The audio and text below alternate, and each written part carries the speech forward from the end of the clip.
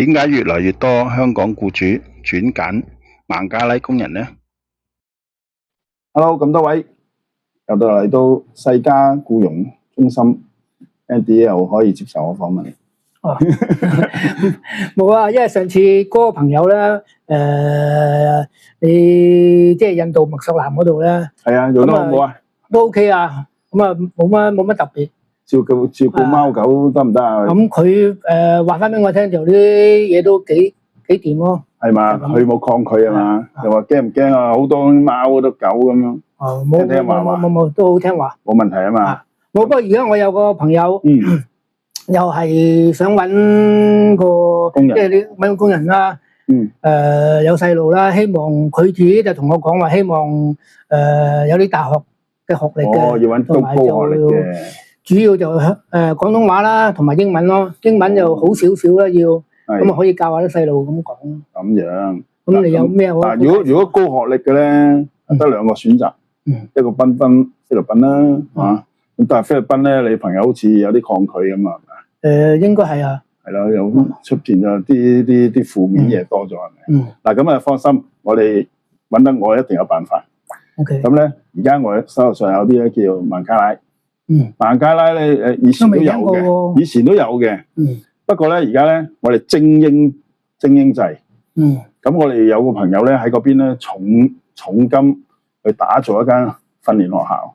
香港人處理嘅。咁咧就去揾孟加拉都好大地方噶嘛。咁佢揾一啲少數民族同埋政府扶持嘅山區。咁咧全部咧讀書咧高中至大學。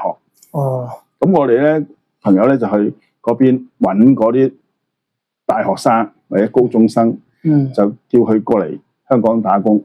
咁然後咧入咗學校，直接訓練，用香港人嘅模式。廣東話啊，廣東話一定要學㗎啦。廣東話因為始終佢嗰邊冇人廣東話，但係我哋香港人去教佢咧，廣東話一定好嘅。咁教煮餸㗎啦，咁啊煮餸嗰啲啦。咁英文啊唔使擔心喎，因為佢嗰邊咧教學咧全部都用英文教學，高材生嚟㗎嘛。如果你搞咗幾耐啊？呢句即係孟加拉嚟搞咗幾耐？其實咧一般都係正常都係個零兩個月嘅啫。因為佢 passport 好快出到嘅。其實佢哋未嚟過香港咧，有個 passport， 有個履歷信，咁已經可以申請過嚟香港打工噶啦。咁入境處啊冇咩特別查噶啦，係嘛？即係查下僱主有咩資格啊，係嘛？附條件咁。咁工人一定係冇問題噶啦，係咪先？咁佢哋又喺嗰邊體檢咗先啦，冇問題嘅。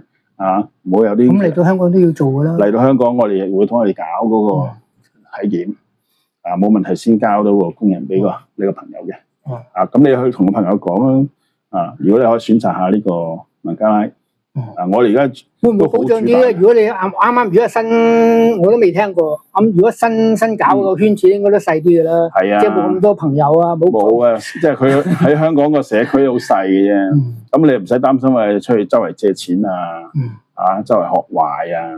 佢哋嗰邊咧禁酒嘅。係啊，唔准飲酒嘅。孟加拉嗰個地方係唔准飲酒，所以佢唔識飲酒，每日走去踢到周圍，踢到唔識翻屋企嗰啲咯，係嘛？估唔到喎又。係啊，所以我哋思想上面比較落後啲㗎嘛。係我哋世家僱傭肯定係精益求精㗎嘛，係咪先？你揾到我一定幫你手解決到啲問題。有冇啲再即係佢哋有啲咩特色啲咁樣？我又再同佢講翻。係啊，其實佢哋最主要都係學習香港嘅生活模式咯，係咪？即係佢哋好勤力嘅。同埋咧，我哋喺嗰邊純啲，應該都係咁樣嘅。喺嗰邊學校度挑選一啲咧，精乖啲嘅，係啊，冇咁太蠢啊嗰啲，即係唔係話貶低佢哋，有啲真係嗰個領悟能力低啲嘅，咪次一級咯。咁都啱嘅，因為如果你真係啱啱新搞一個新地區，咁要啲人叻啲過嚟啊，咁起碼都可以做下。我希望香港啲僱主啊，後備俾到大家個信心咯，係咪先？如果唔係嚟到又增加你哋嘅煩惱，我都唔想啦。好嘛，咁你叫個朋友話俾佢聽啦。你叫個朋友快啲打電話過嚟。你介紹啲好啲俾佢咯。一定啊，俾多幾個選擇佢咯，好冇？OK，好，多謝你先。